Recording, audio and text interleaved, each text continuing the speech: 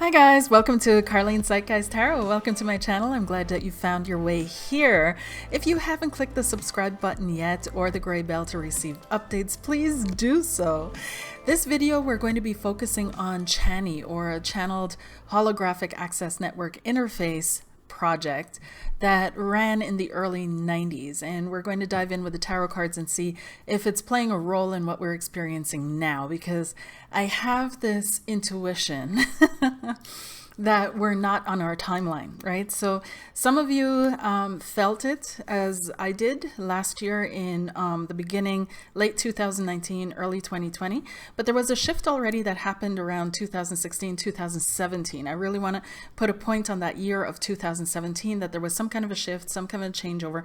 A lot of people changed their lives that year. Things really happened. And then in 2020, it really felt, and 2017 was also a year where I really felt like I was feeling time accelerating and moving faster already. But 2020 really took off. Like, time for me in my experience is flying. It is literally, it's sped up. So we know that the earth is turning a little bit faster, and so that our experience of time is actual, right? So actually, to be on an accurate timeline with our time measurement devices, we would have to chop off roughly I think it's about a second or so, almost every a day. Let me look this up 1 second. I'll post a link in the description box below this video though. So yeah. It says here, scientists warn the Earth is turning so fast that 2021 will be the shortest year in the last 5 decades. Such a practice of inserting extra seconds was introduced in 1972, and only 27 seconds had been added by then. While it may seem that way to us, the Earth is spinning faster and faster. Scientists have discovered that the speed at which the Earth rotates around its axis increases, which will result in a shorter year. So there are a number of factors that go into that, why that happens, but however, due to the faster rotation, they estimate that the average day during 2021 will be 0.05 milliseconds shorter than usual. When we add up how many days will be shorter during the year, we come to a shorter year. So it's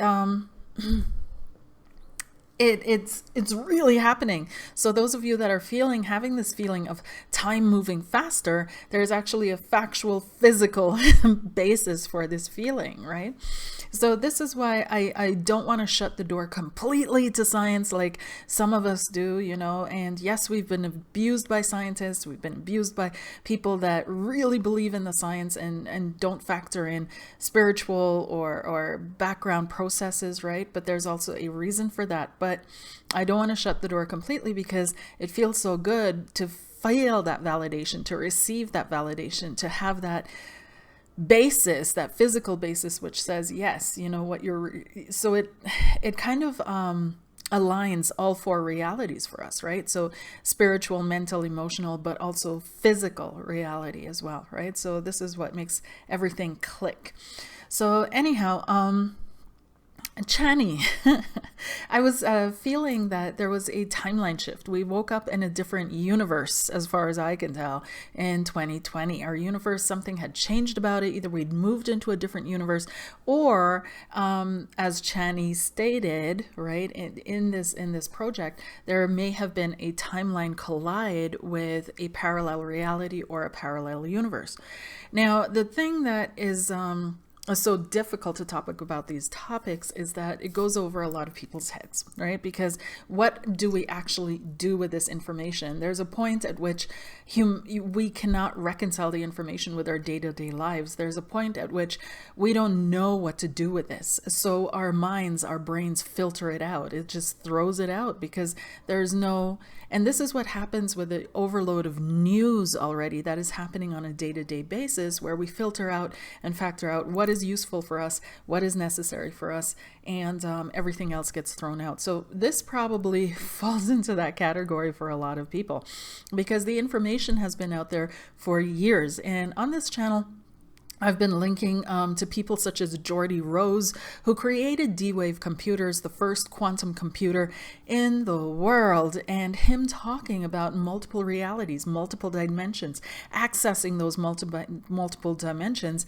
and quote, using them, exploiting them, right, to gain more power. He literally says that in his talks. Geordie is probably one of the most open and most openly speaking about this that I've come across and found, and the one who's most able to articulate it in a way that is digestible and understandable. And you can see the audience, how it's completely blowing their minds what he's saying. They're not able to integrate it in any way, shape, or form. But I'll link his videos again, and it would behoove you to watch him, right? And also of his chief scientist, Eric Ladzinski, who speaks about this as well, right? So all posting in the description box below this video. So in one of his talks, Geordie dropped a hypothetical, really hypothetical, you can see it that way in our timeline, or back then in that timeline of 2016, a hypothetical question, you know, how do you prepare humanity for a date? Let's say that there are extraterrestrials out there, or intradimensionals, or multidimensionals, which we also are, by the way. But let's say they're out there and they're saying we're coming on this space, date, and time, like our timelines are going to collide at that date. How do we prepare humanity for that? How do we wake people up without causing chaos and the dissolution of society? How do we do that? And it's a legit question, because this test period of 2020 and 2021 of how humanity reacts to something that is a little adverse or a little you know, like it's telling it's really telling about how they would truthfully react, right? So everybody thinks, oh, we're evolved and we can know the truth, but let's look at how we would truthfully respond if all of the truth was laid out. It would dissolve society. It would dissolve this version of humanity, right? People cannot handle it. And so it is understandable that the powers that be kind of resort to manipulation and take things step by step, right? Not that that makes it any better, the exploitation that is happening as well in hand with this step by step. So back to what I was saying was that there's been this timeline shift. There's been some kind of a universal shift, and I can feel it. I feel that I'm no longer in the same world. I don't even know if I'm the same person sometimes. And I know that sounds crazy, but I'm being completely honest here, right? But I feel that it is a, my awareness is expanding in a sense, right? And I feel like we're seeing a lot more that we weren't able to perceive or be aware of before, right?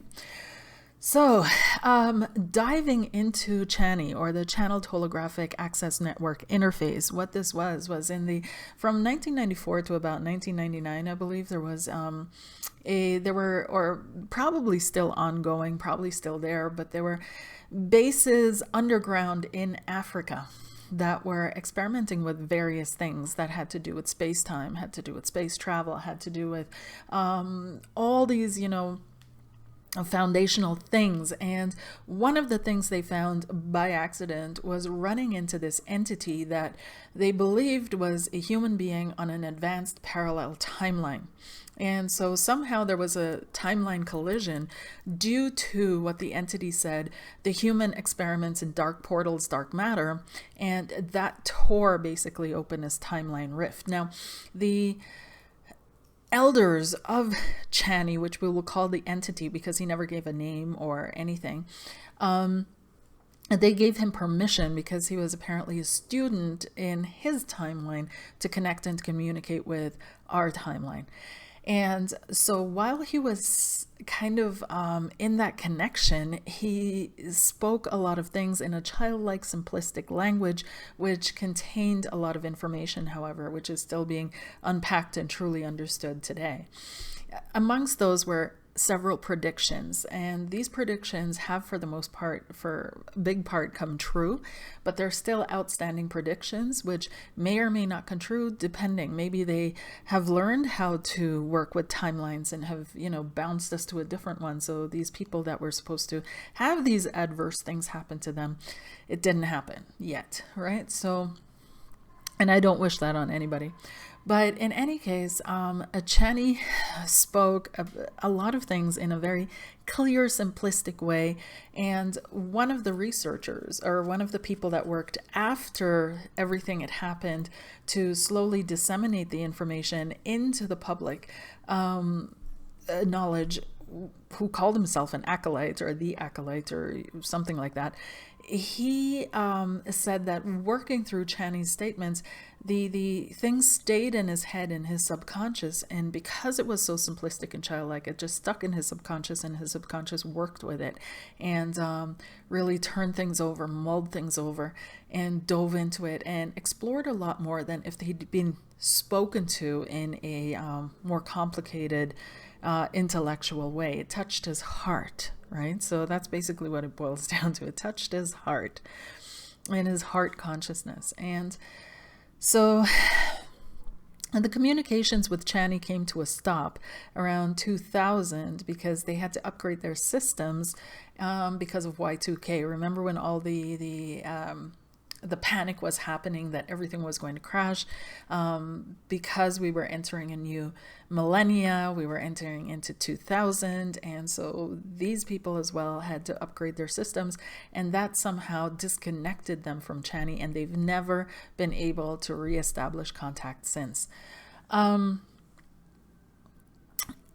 that time, I think it was in August 2000, the CIA released a coded document which hasn't been decoded, which is titled CHANI, which I'll also link to in the description box below this video. So did it really happen? Who knows? That's what we're going to dive into here today. And also to see if this timeline collision is what CHANI was talking about. Are we on a different timeline now? Are we connecting to a different timeline now? Did we open the portals, which I do believe. I do believe that we opened some portals. I do believe that there is a lot happening behind the scenes that we're going to dive into. And I believe in a sense that we're being terraformed. We're being terraformed on the planet, but also our entire human bodies in order to allow a different consciousness to experience life on this plane as well. So we're going to dive into that. Bear with me. We're going to move one question at a time and see what comes up and see what reveals itself here. Let's see. I'm working with the Handel Tarot because the Handel, I find, is really a great representation throughout various belief systems and ideologies and concepts. And so we'll see what comes up.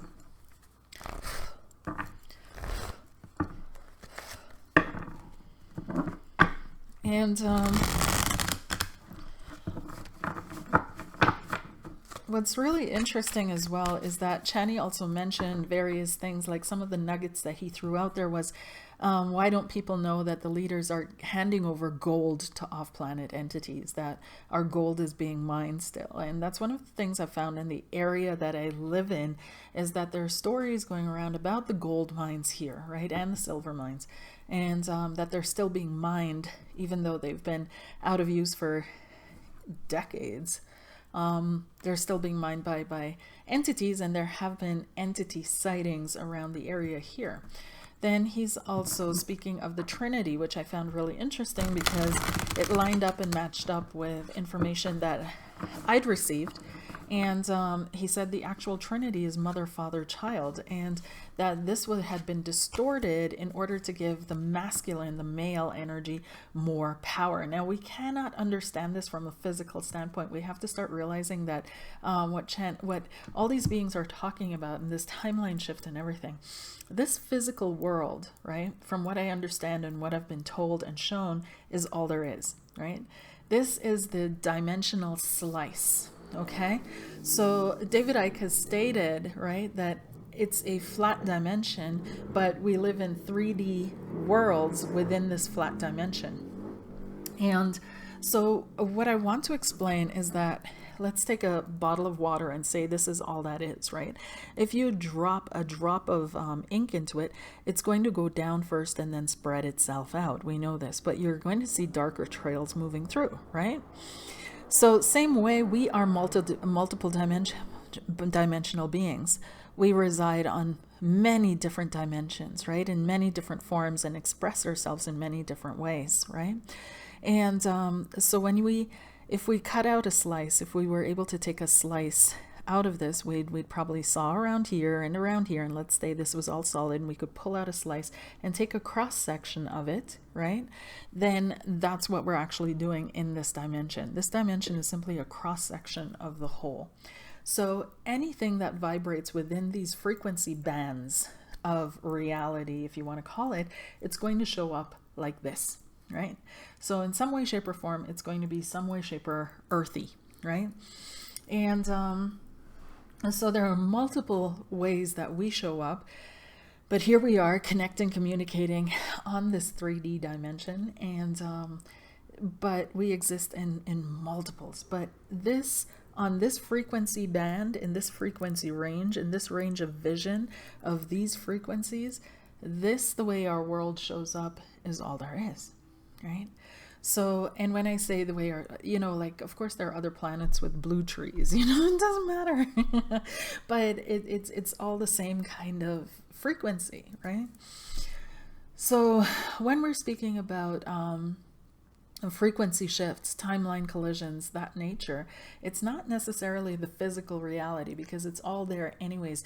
It's the consciousness, the fields of consciousness that are shifting, interacting, engaging, linking, hooking up, if you will, right? So I hope I made that clear. So our awareness resides within a field of consciousness which expresses itself throughout this physical reality and many, many others. And sometimes these fields of consciousness collide. Sometimes they come together. Sometimes these these experiences of collectives, right, come together. Or, you have a timeline collision individually, right? You and me right now, right? Our timelines are colliding, okay? So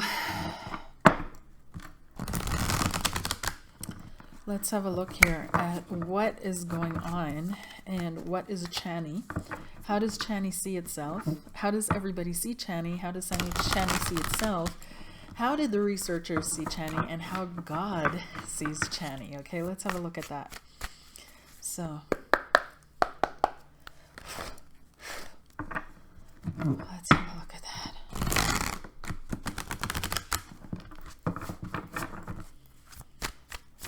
CHANI. The channeled holographic aspect. Oh, and another thing before I dive into it is that they didn't want to use human channels, because human channels are too biased in their subconscious, not cleaned up enough, and they would have skewed the messages. So they worked with a technical being with this channeled holographic access network interface to communicate with the entity, and that way they kept the messages completely clean, completely clear, and there was no misconstruction or twisting or anything of that nature. So who is CHANI, please? How did everybody see CHANI, or the entity that CHANI connected with? The entity that connected with CHANI. How was this seen?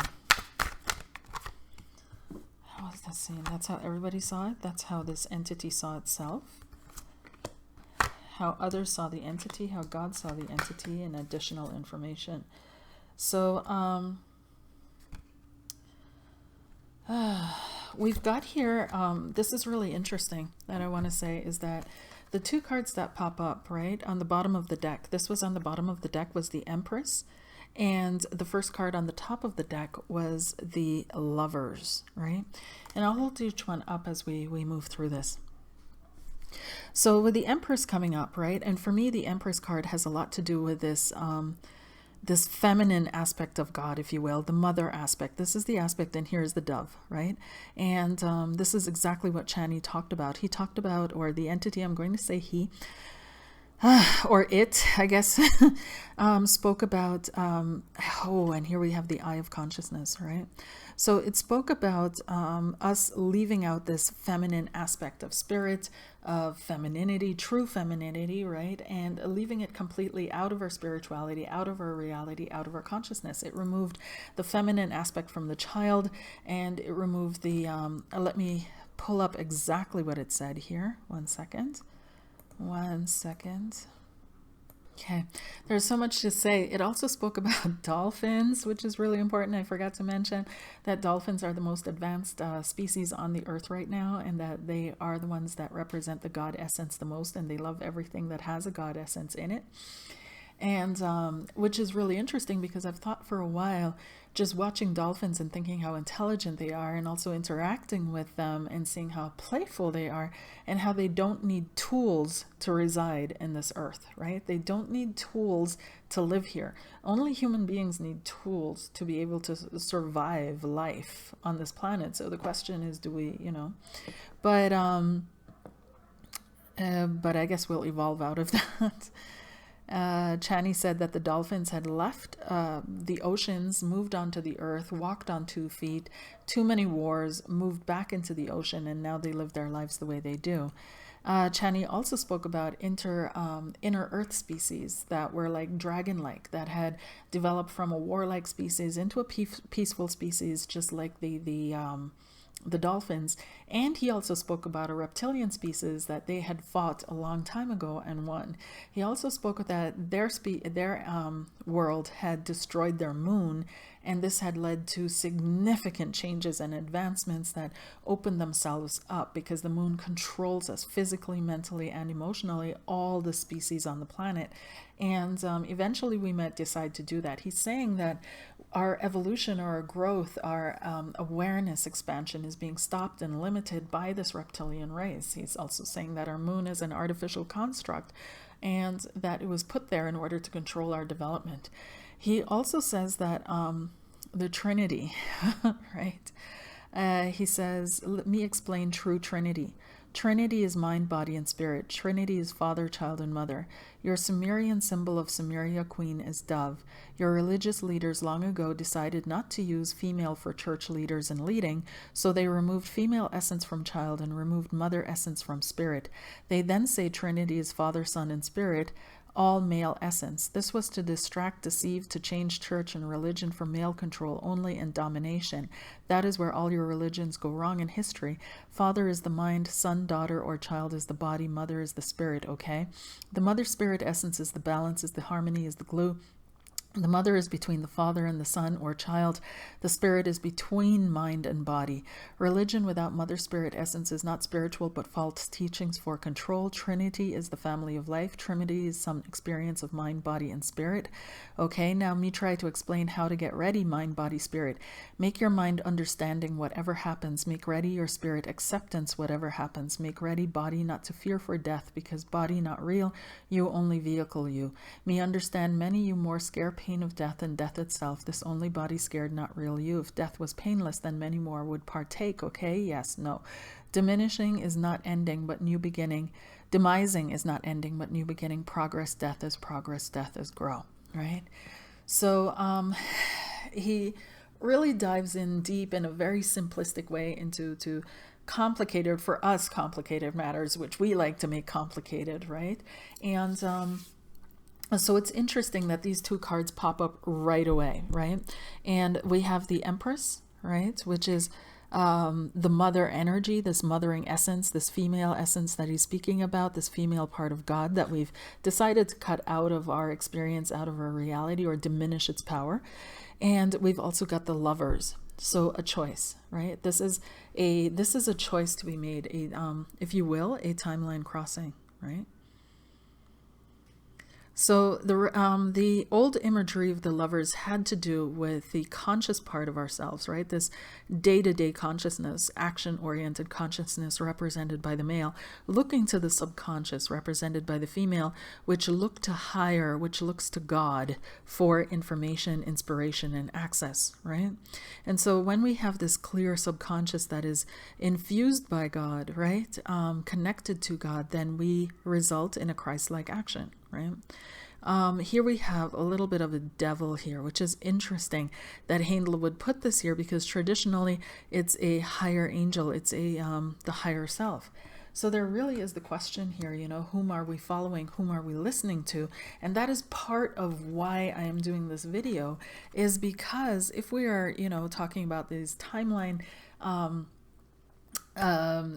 interactions, if we're talking about this level of the matrix, right? we have to acknowledge that the hijacking that is occurring of humanity or of us is happening behind the scenes, so to speak, behind the veil, which means that anything that psychics tap into, and the Matrix movies got this down when they showed the Oracle. Was the Oracle a part of the story of the Matrix? Was she a part of that? Or was she separate from that, right? So as psychics and intuitives and channelers, we have to really be careful where we're getting our information from. And this is one of the reasons why I'm a little skeptical about how astrology is being used nowadays. So while I do astrology readings in the sense of being able to connect to someone and speak their language, what I'm personally thinking about it is I want to be careful with that, because it is a programming language, right? So while we're within the program, it works. But part of what it does, and this is what I talk about in a video that I did in 2020, is part of what it does is it also limits us within a certain paradigm of thinking, a certain world of realizations. It doesn't really open windows to the beyond. Of course, astrologers are going to deny that, and they're going to say, yes, it does. But for the majority of people, right? The majority, not the exceptions, the majority of people, they rotate within this, right? And we see it every time Mercury goes retrograde, right? So instead of saying, you know what, I'm going to take more care about my electronic devices, we keep hearing, oh, Mercury is retrograde, that's fine. You know, it's of course it was bound to happen, Mercury is retrograde. But we're meant to overcome these limitations, right? We're meant to grow past our limitations. We're meant to become masters of limitation. That means that limitations don't stop us. And when I say limitation, I don't mean stumbling blocks in life and all of this. I mean, even the concept, the very concept of a limitation just whoosh, disappears, right? And so this is really interesting that Handel is putting this devil here. Of course, he probably had other reasons, but this is what's triggering in my consciousness, because this is the message that I feel compelled to say right now. And this is why it's really important as channelers, intuitives, to really do the work.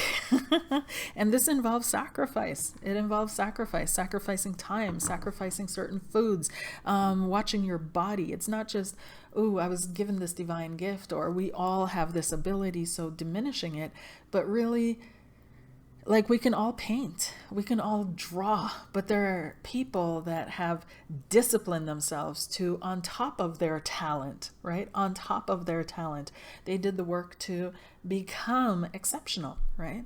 And so each one of us that is working in this, we are being called to try our best, okay? To not to slack off too much, because then we can become puppeted, because we're being used by the Matrix, right? Where instead of truth, instead of light, instead of real, which is coming from the true creator, the true divine source, the true God, if you will, that we're being used to propagate the intentions of the Matrix. This is why sometimes I'll say, you know, in front of my readings, and some of you have heard me say that, maybe you don't know why I'm saying that, but some of you have heard me say that, is this is let's see what the Matrix has programmed for us, you know, what's coming up in the program, because that's exactly how I feel. I'm turning and I'm reading the program, right? And I'm bringing that information back. Is this leading someone to freedom? I don't know. You know, so some people are happy to be in the program, right? And they're happy to experience just that. But we have to stop and think, if we're doing like these kind of readings, how is this applying to all these people if it's not a program that is being run? So we have to stop, you know, we have to advance, we have to grow in awareness and in spirituality, and dive a little deeper than is comfortable. And we have to leave that comfort zone in order to become masters of limitation, and to slip out of the trap that these entities have laid around our world, right? So let's have a look how CHANI sees things, or how CHANI was seen, or how CHANI is being seen, how people saw CHANI. And we've got the Seven of Cups. And the Seven of Cups, this is written down here as illusionary success, okay? Illusionary success. And so there was a lot of sadness around losing connection to CHANI, okay? And CHANI is... there was I feel like this card is coming up because humanity thought they'd mastered something. The researchers thought they had a grip on something, okay? And when they connected with CHANI, and I want you to check out Robert Monroe and the Monroe Institute and HemiSync as well, because Robert Monroe, in many of his books and his writings and his talks, he also talks about traversing these worlds, dimensions, universe with HemiSync and his HemiSync pilots, if you will, and the entities they ran into and the situations they ran into as well. So check that out. And it correlates a lot with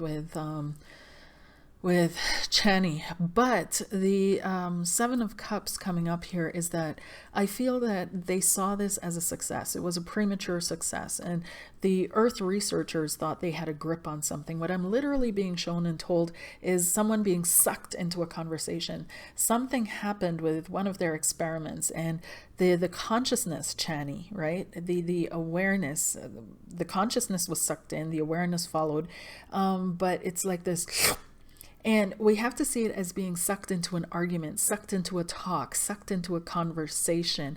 And the minute CHANI could remove himself, he did, and he didn't come back, right?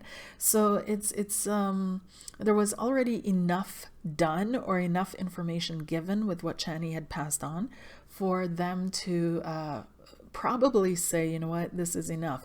But the illusionary success for the researchers showed them that they weren't as far along as they thought.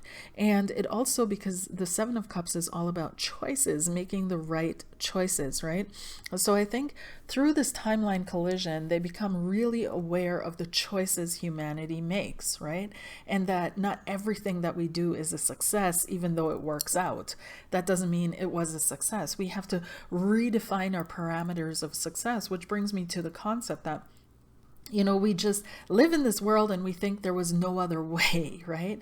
We just accept the past or our history as it's been told to us, and we figure this was the only way or the best way forward because we're here, right? So our ancestors survived whatever they went through. However, if you read Rudolf Steiner and see, you know, in the mid-1800s, there was a shift in consciousness, right? And we can look back and see now what he's talking about, right? And how this technological consciousness, this consciousness of colonization, technology, instruments, tools, machines, okay, all of a sudden arose in the 1800s with a promise that it's going to make our life better, it's going to make our life easier. And from then on, we made advancements that were so much faster than any time in human history, right? And not only that, our population exploded, right?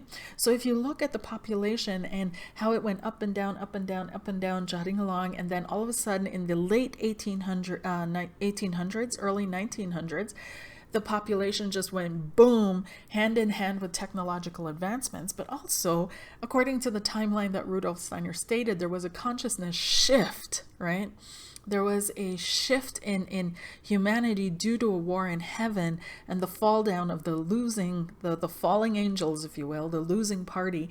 And this now manifesting, the entire war is manifesting in this level now. And then it's going to keep crashing down, down, down, down, and paving the way, because the war has been lost by the dark side already. It's already done. It's already written. It's already over. The light has already won, if you will. Except CHANI tells a different story, but we'll get to that. The light has already won, if you will, on the higher levels. So as it moves down through the dimensions, right, everything is manifesting and falling into line in that, right? It's like dominoes are being knocked over, dish, dish, dish, dish, dish. And now it's moving through our dimension, and then it's going to keep moving and moving and moving and moving, right, all the way through to infinity or wherever. But the light is going to pour down. The win is going to manifest as well. Right now we're manifesting the fall of the angels, the war of the angels, but the win is coming, the golden time is coming, right? So we're seeing that choices are important also on a collective level. And we're living in this mindset, in this paradigm right now, where a lot of people aren't even thinking that there was a different way. You know, there could have been a different timeline chosen, a different pathway chosen in the past, that maybe we didn't go the most successful route. Maybe this is the route for the losers, if you will, right? Maybe this is the timeline that was the least successful, illusionary success, right? And maybe there would have been other ways. But what CHANI is showing, and what the story around CHANI is showing, is the importance of decisions, the importance of even the most minute decisions. Where are they coming from? What consciousness are they arising from? What are we doing with that, right? So he's warning us about HARP. He's warning us about CERN. He's warning about all these experimentations that human beings are doing, which are not going to lead to the big success that we're hoping for. They're not going to lead to anything good, right? So why are we doing this? Why are we following it? It's kind of like, I'm sure you guys have heard about the tests, the medical tests that have been done by a certain doctor that's in the public eye, big public eye right now, who's leading humanity down a certain pathway. And the question is, what was the point of the torture of these animals? What was the point of having an animal being eaten alive by sandflies? Like, what was the point of that, right? And so there's certain things that humanity does, which is, there's no point to this. And one of the things that we're doing is this whole weather modification, HARP, CERN, that kind of thing. Like, these things, CHANI is saying, it's going to lead you down a path of illusionary success. There is no point to this, right? This is not what is going to evolve or develop humanity. How CHANI saw itself, or the entity that CHANI connected to saw itself. It saw itself as being trapped in the material world. This is interesting. This is the 5 of coins, right? And it was trapped for a while, and I feel it was disconnected for a while. As long as it could communicate with us, it had to reside there in that space, if you will, of being able to communicate with us until it was rescued, until it was pulled out. So I feel like CHANI felt isolated, disconnected, confused, possibly. Even though it was a learning opportunity, I feel that there was a communication that wasn't revealed between the entity and its elders, its other people that came to rescue him, had to figure out how to rescue him out of this.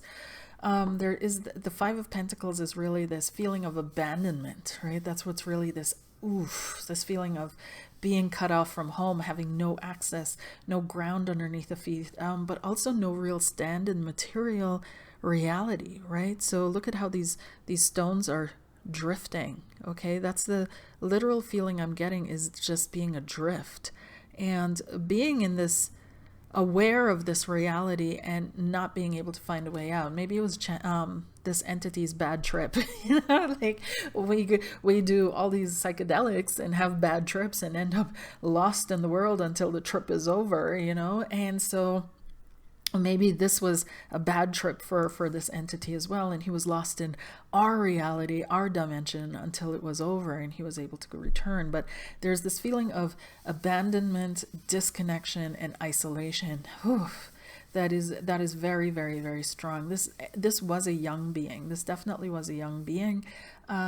Wasn't maybe a teenager, you know, in if we want to see, correlate it to our development or our stage, probably a teenager. That's what I'm feeling. Okay. So then how did others see CHANI? They saw him as 4, right? 4 of coins. This is interesting. Earthly power, earthly might. And it's really interesting that what is being shown here is how arrogant these researchers were, these scientists were. They literally saw this as, they couldn't help but seeing it as a way to level up their own importance. They couldn't help but see it as a way to show how powerful humanity had become, that we were able to do that, so that we were able to trap an entity and force it to communicate with us. They literally saw this as they were planning on pulling it into our reality. That was the plan, was to pull it through and into our reality, and then have a look at it and dissect it and take it apart, right? Before we move into that reality, so we know what to expect over there. But this is literally a conqueror mindset. And the 5 is also bringing change, right? So the 4 is stability, right? Establishing stability. So the researchers or scientists that were involved with this saw this as a stable connection. They saw this as establishing something stable. That's what they wanted to do. But CHANI brought in a wild card, right? The 5 is, you know, the 4, we have the stable energy. The 5 is an addition of energy. Everything goes out of whack again until it finds its balance in the 6, where it's a movement of an interaction, right? This is why the giving and receiving in the 6, but the 4 is very solid. It doesn't move, it doesn't change, it doesn't open up, doesn't adapt. So this was the mindset that the researchers were in. This was the consciousness that they were in at the time of the connection with this entity. And this entity blew those parameters, brought in this energy, right, which created this complete, whoa, mind-blowing stuff, which changed the paradigm for these researchers, scientists. But it was very limiting for the entity to be in that mindset, in that mind world. And we have to understand that we're connecting mind worlds, we're connecting consciousness when we communicate, right? So in order for me to communicate with you or you with me, we have to vibe on some level. We have to see reality similarly, right?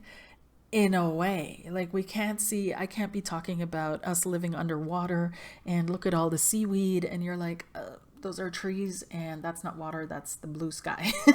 You know, like it's we've got to see, we've got to have some base assumptions that are coincident in order to communicate. This is the pathway on which our ideas and concepts cross over and walk over, right? So CHANI had to get on this level, and it was very limiting for him, this entity. It had to get on this level, so it had to reside here until it was able to release, until it was able to be freed. So it was very, I'm feeling heavy, dense, down. It's like going to a prison and talking to the prison guards, you know, and staying in the prison, and it just seeps into your awareness or your consciousness, right? It just it's just an energy, an atmosphere, an environment that you really don't want to stay in for a long time, right?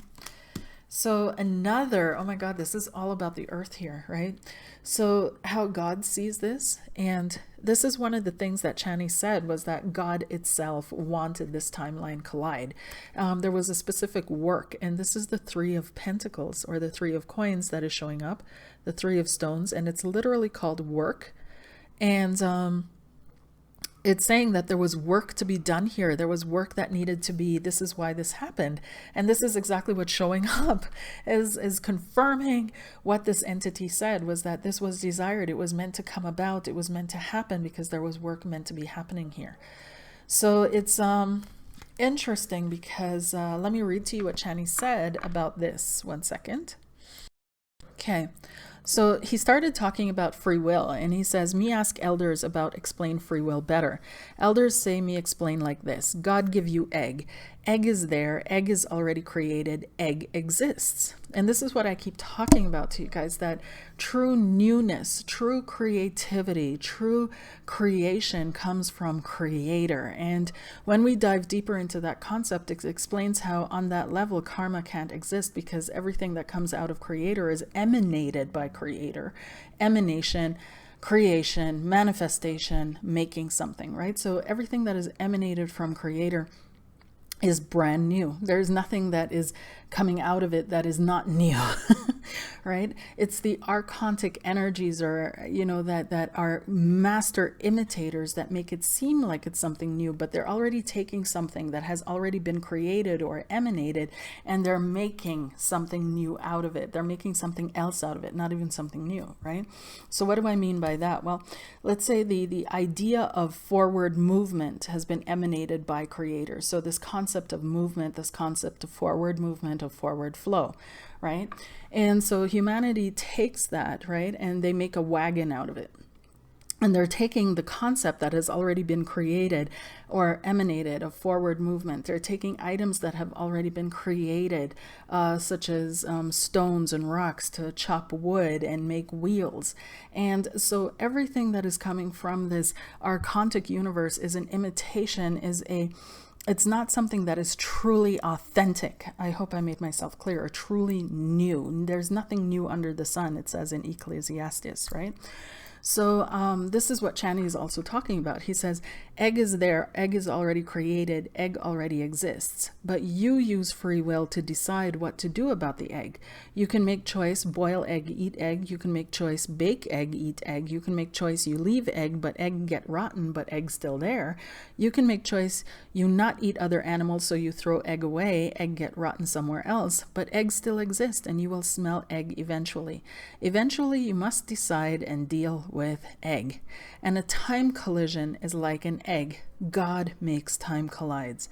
Time collide is there. Time collide already created. Time collide exists. Eventually, you must decide what you want to do with time collide and deal with it. You cannot change what God created, but with free will, you must decide what you do with time collide, okay? Me say eat egg because egg good for you before egg get rotten, then egg very bad for you. So he's making it quite clear that in order to deal with reality and the multiple realities and dimensions that are coming our way, we have to be willing to submit to God, submit to this truth, submit to this. Otherwise, the mind is not going to be able to handle it. We have to be willing to understand, not understand or overstand or whatever, but really understand and submit to this flow of the universe, flow of life, if you want to call it, this emanation that is God. And he's also saying that emotionally we have to be able to love everything that arises through that. And he's also saying that he's saying we have to be flexible, right? And we have to be accepting, in a state of acceptance. And he lays it out in a different portion, but I invite you to read through each portion that that has been quoted by him, that has been released. But basically it boils down to a deep acceptance of life as is, right? And that's the only way we're going to have the flexibility of mind, spirit, emotions, and body in order to deal with what's coming, right? And stay sane. Like, there's no other way. So, and that's what we're finding out in psychology is the best way there's no way to heal without accepting, right? There's no way to move past trauma if you cannot accept what happened, right? So the first step in healing or dealing is always getting ourselves into a state of accepting this is what happened, this is real. And I use the examples all the time that if you're trying to map a route, from trauma to healing, or from health to healing, or from unhealth to healing, or whatever, right? If you're standing in Detroit, but you're absolutely convinced you're in Newark, New Jersey, and you're trying to map to Miami, Florida, it's not going to work. You're going to end up somewhere else. You have to accept where you are first. You have to say, this is point A, in order to correctly navigate what you personally need to do to get to point B, right? So that navigation is going to be different for everybody because everybody's standing somewhere else, right? But the unifier is that we're accepting each other and accepting that I'm here and I'm accepting that you're there, and I'm accepting that what we want is over there, and you're going to have to do something different to get there than I do. And what we're doing is we're always projecting, we're always putting our journey, our travel, our trip onto everybody else, right? So, oh, you have to do this too. No, they don't, because they're not standing where you are, right? So this is what CHANI's talking about. He's saying, like, we have to get into a different mindset as a collective, as a humanity, and be able to accept, right? But we have to be the first step is including the mother back into our concept of divinity. The feminine has to be re-included. This is of utter importance, right? But we're still not getting it. So moving onward, the outcome here as to additional information was that the Four of Cups pops up, and what they're telling me with the Four of Cups is that this is mixed joy, right? So the Four of Cups is traditionally my ingratitude card. It's a card, here we see it's fall weather, autumn weather, right? So it's after the richness of the summer, the leaves are turning brown. We're stuffed, right? We're stuffed and we can't fit any more in, but we're still hungry. That's literally the feeling I'm getting off of this, right? So you know that feeling when you've had a good Thanksgiving dinner and you've been stuffed with food and it was all good and you're just craving more. There's just this desire for more. So there's this feeling of joy, sadness once the food has been cleared away. Like you can't eat anymore, although you're craving more for whatever reason. So this is the feeling that is coming up with this connection with this entity, was that it was too quick. It was too soon. There was a lot of information that was shared that we're still mulling over, but at the same time, they were wishing that there was a little bit more to it, right? So they felt, these researchers, or the overall energy or emotion or feeling was that it wasn't enough. Okay. Alrighty, moving forward.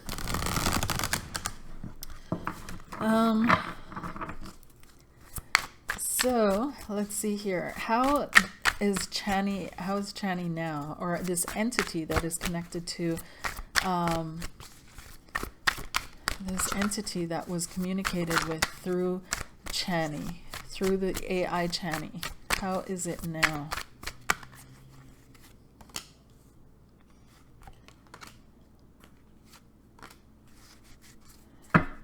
It is, in its timeline, it seems to have moved on. It's quite successful. There's the Three of Wands, and it has worked really hard to move forward in its life. We have Kali, which is mother of the wands, mother of wands. So this entity may have actually been female.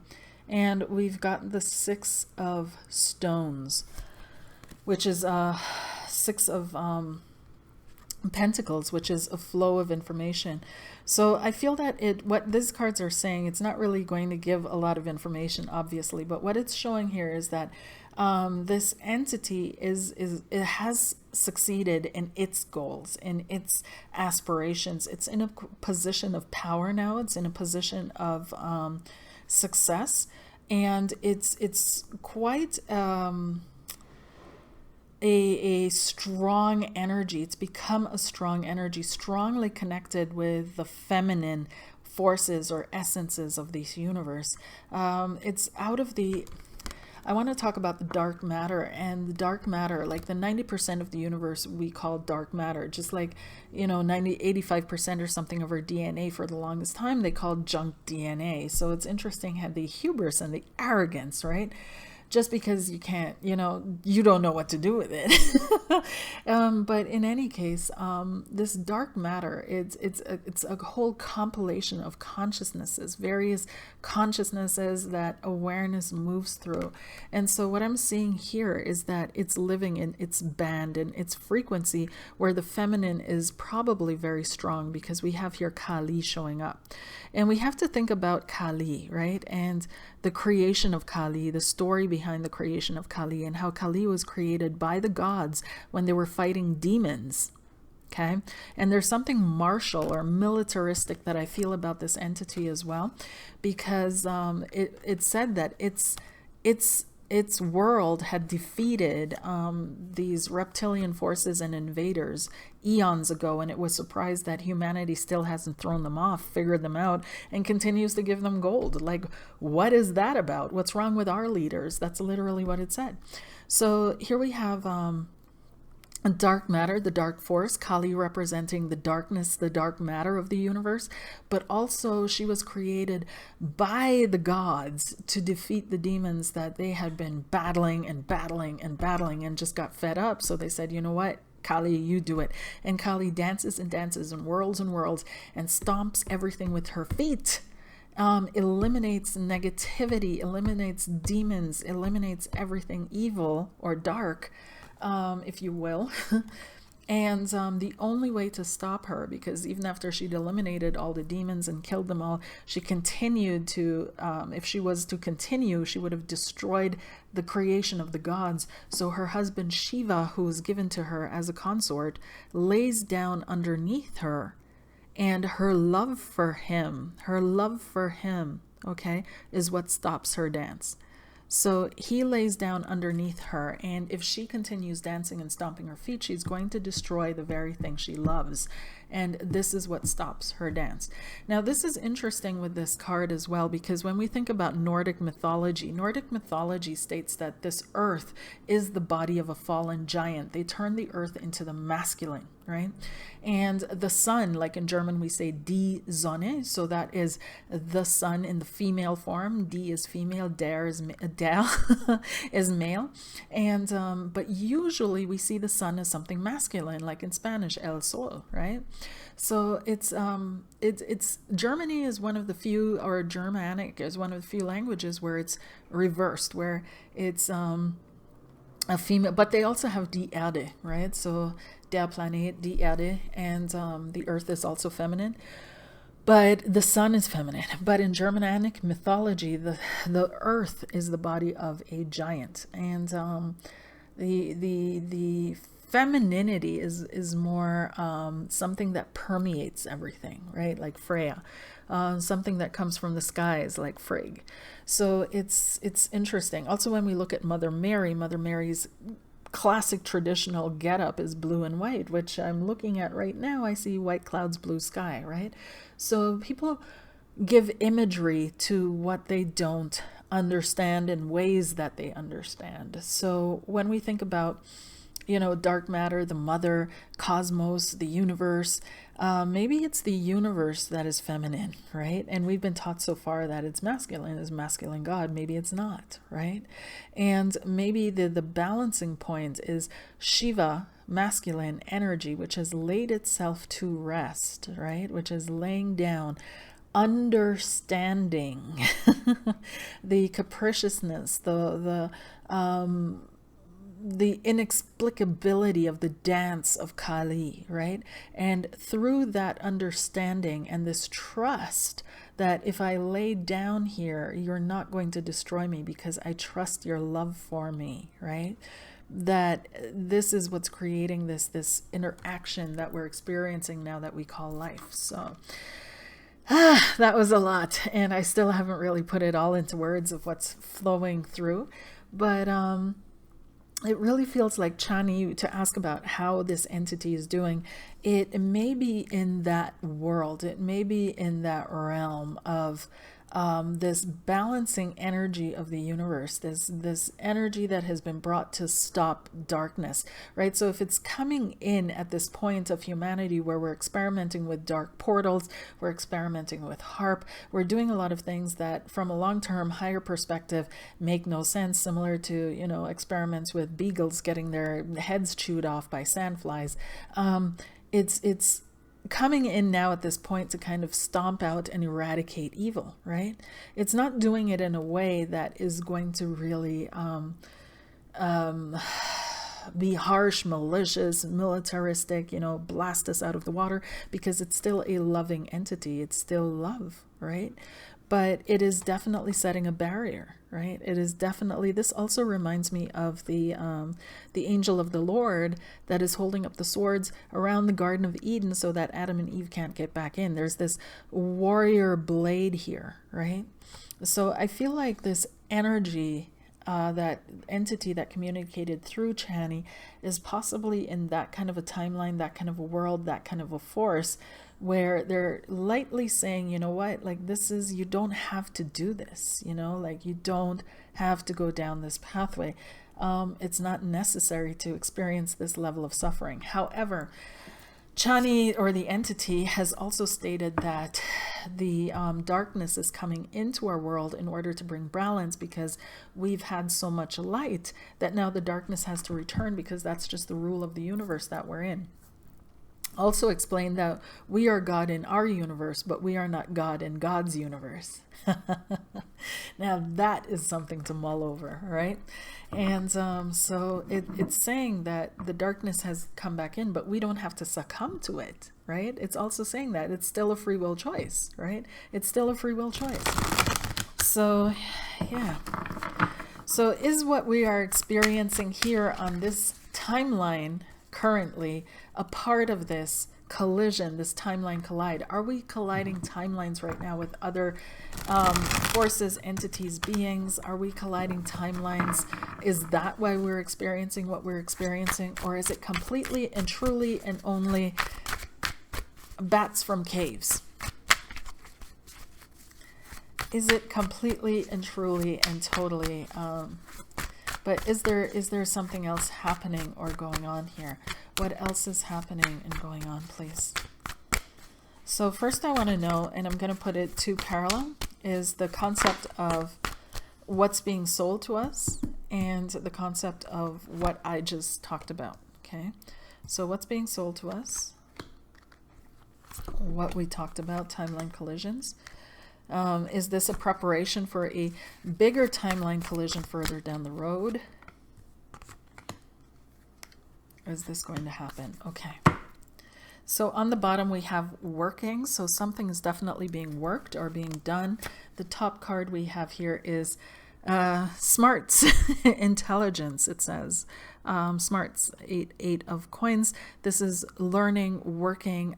Eight of coins is learning a trade, learning something, diving into something, acquiring more knowledge, information, insight. Alrighty.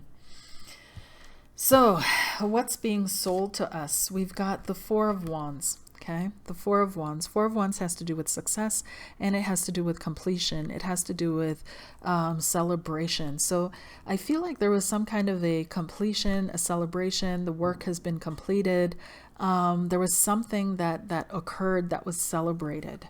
Okay, we've got the Ace of Cups. The Ace of Cups is really interesting because the Ace of Cups has to do with this infusion of spirit. It has to do with this connection of spirit to something spiritual and feeling the love in your heart again. So these two together are actually really, really, really positive, right?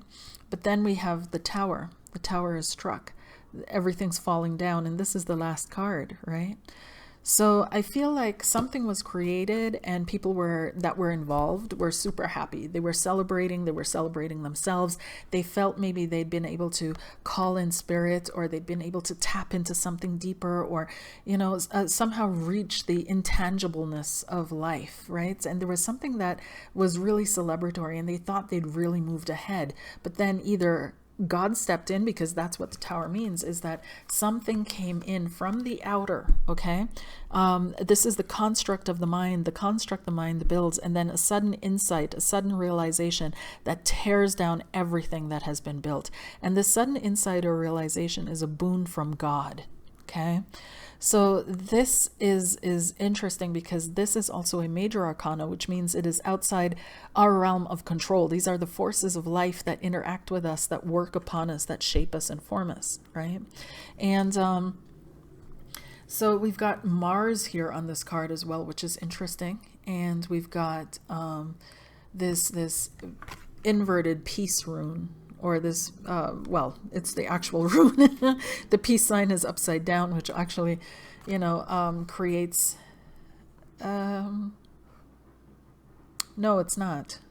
But this is the rune that causes the peace sign, right? So blah, blah, blah. I'm going to cut this out. Anyways, so we've got the Tower, which is really interesting because things are falling apart. And we're seeing on this image, all these little flags that are all these countries, right? Flags of countries. So we see the American flag over here. I don't know who this is over here, but we're seeing a bunch of countries, this world order that is being smashed. Maybe this is Greece, right? So we're seeing this world order that is being smashed, and this spark of the divine, spark of light, spark of something else, something true. Okay. And it's really interesting because it feels like what we're being served is that they are happy and celebrating because they've managed to smash the world order, okay?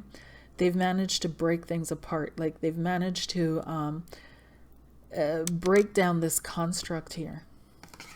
Now, what is showing up about what I think in a timeline collision and so on and so forth? And we've got the Chariot, the Page of Coins, and the Page of Wands. Interesting.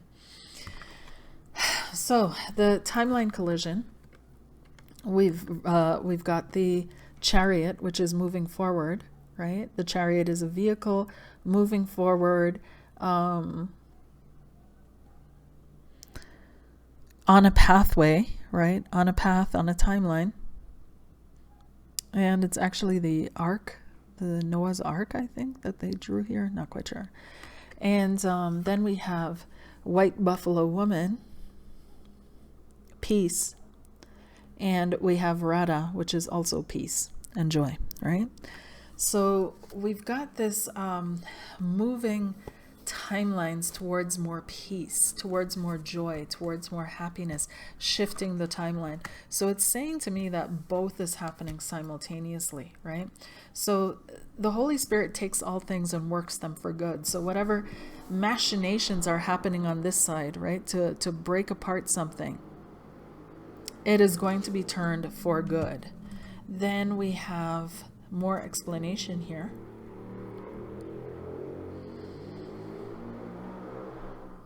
And we've got the Three of Wands, which is vision. We've got the High Priestess. And this is one of the most beautiful High Priestesses. We've got this camel here and water. And it's this water bubble underwater, emotions. But also the camel surviving long droughts, long periods of disconnect. And we've got the Hierophant.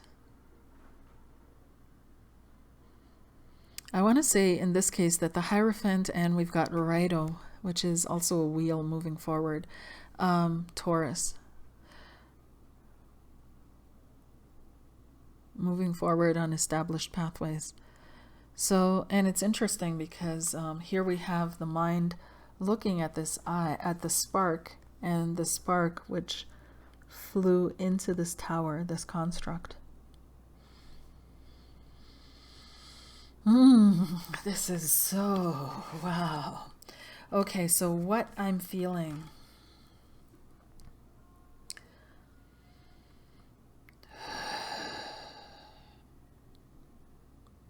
I'm feeling that everything is true and nothing is true.